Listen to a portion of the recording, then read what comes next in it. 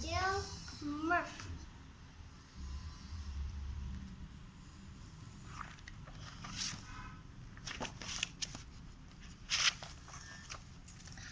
Mrs. Large opened one eye and peered out the morning. She forced her to open the other eye, dragged herself out of bed, and set off downstairs to the kitchen, where Mr. Large has kindly started children their breakfast. "You look ghostly, dear," said Mr. Large. "Don't you say that to Mummy," said Laura indignantly. "Mommy looks beautiful," exclaimed Lester. "Fine, Mommy," cooed the baby. "Yes, of course, Mommy's beautiful," said Mr. Large. "I meant she doesn't look well. Are you feeling well, dear?" "As a matter of fact, I don't feel too good," admitted Mrs. Large. "But I was going to take them all to the park later on. Then there's shopping and lunch and there's... "Well, you don't have to worry about any of that," said Mr. Large. "It's the weekend, so I'm in charge. Go on, back to bed with you. We'll take care of everything, won't we, kids?" "You bet," yelled Lester. Mrs. Large trudged back upstairs, clutching a nice hot water bottle, and sank back into the bed, which was still warm. "What a treat," she said. Downstairs, Mr. Large was organizing his troops. "Right, men," he commanded. "We're not all men," said Laura. "Oh, you know what I mean," said Mr. Large. "Well, troops then, all right. I'll take the worst tasks. That's washing up. Lester, you can tackle hoovering. Luke, picking up things from the floor. Laura and the baby, general dusting and cushion plumping. Quick march, 1, 2, 1, 2. Off you go." Mr. Large was turned the idea and found a jelly truth to cheer everyone along, and soon everyone was all busy with their tasks.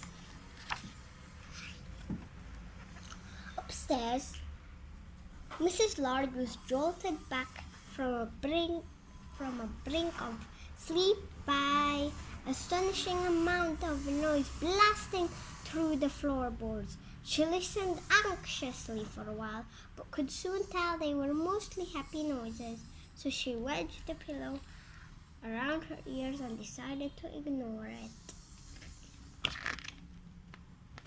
The children.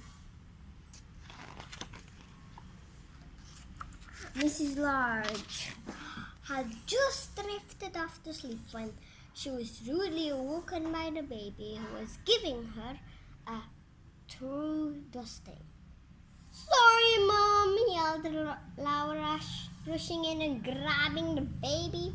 The baby began to scream and hung on to the bedclothes, so they both fell backwards. Ouch. "This isn't proving very restful, Laura," said Mrs. Large crossly as Laura disentangled herself and the baby attempted to bundle the bedclothes back into the bed. "Mommy, huggy!" screamed the baby. "What, Mommy? Big huggy now!" Laura stuffed the baby under arm and wrestled her on the door. "Don't worry, Mom," she called as she closed the door behind her. "I'll take her down to Dad." "Don't want Dad!" bellowed the baby. "What, Mom? What, my mommy?" Mrs. Large rearranged the mangled bedclothes and snuggled down, feeling decidedly jangled. Suddenly, there was an almighty crunch from downstairs, and Hoover stopped abruptly. The bedroom door opened, and Lester looked in. "It's all right, Mom," he reassured her. "Nothing broke. It just sounded bad." Luke's head appeared around Lester's knees. "That's right, Mom," he agreed. "Nothing to worry about. Just go to sleep. Everything's under control."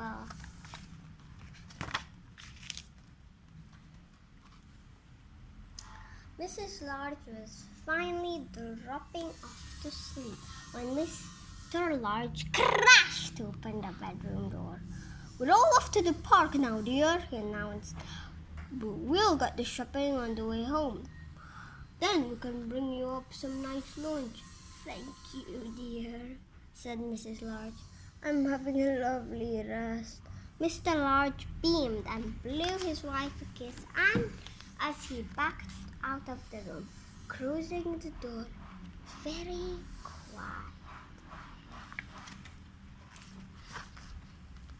At last, Mrs. Large dozed off. That seemed like 5 minutes later. She was woken by a smell of burning. Just then, Laura poked her head around the door. "Dad says not to worry about the smell," she said. "He's getting lunch and he wants to know if you'd like some." "What exactly is it?" asked Mrs. Large nervously. "Well," said Laura, "it was something in a special sauce, but Dad just had a little look up on football on TV. Well, it was quite a long look, actually. So now it's cheese sandwiches." "I think I'll carry on to sleeping. Thank you, dear," said Mrs. Large. "Perhaps I could join it at tea time." "Radio," said Laura, slamming the door as she rushed off to tell Dad.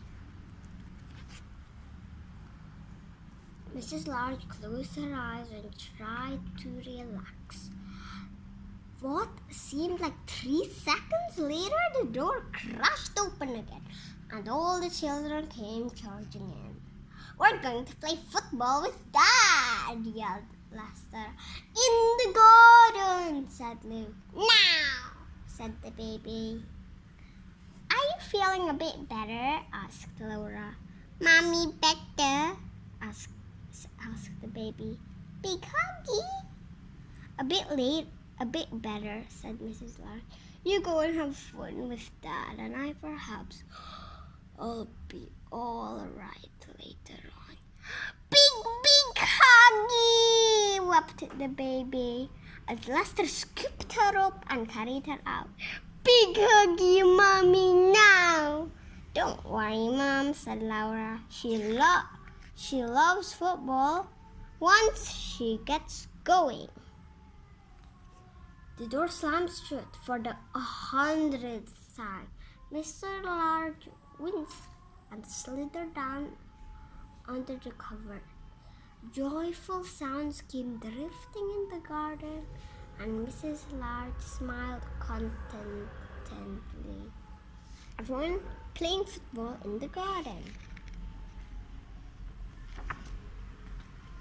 5 minutes later, Lester burst into the bedroom. "Dad says where are the bandages?" he yelled. "Don't worry, Mom, it's not the baby. Dad thrift up the rake." "They're at the top of the bathroom cabinet," said Mrs. Large weakly. After a while, the door opened again. Mrs. Large came in carrying a tray laden with tea and cakes. The children sneaked behind him and lurked. The baby didn't lurk for long. She climbed grimly into the bed and clasped her mother around the neck. "Big huggy," she crooned. "Huggy." So sweet, eh?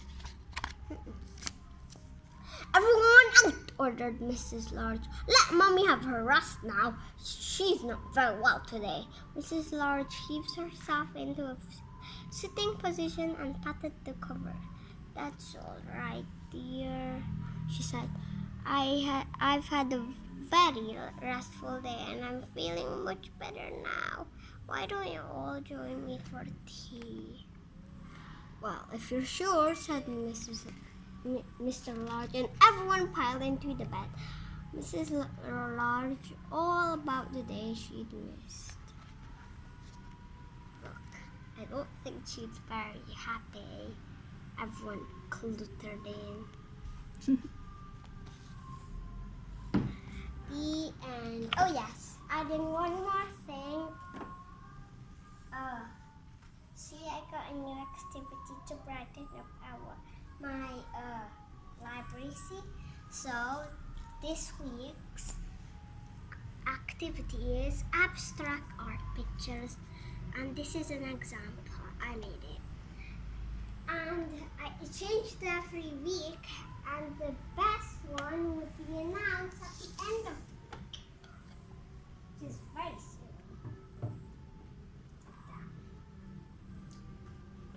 So that's my new activity, and goodbye.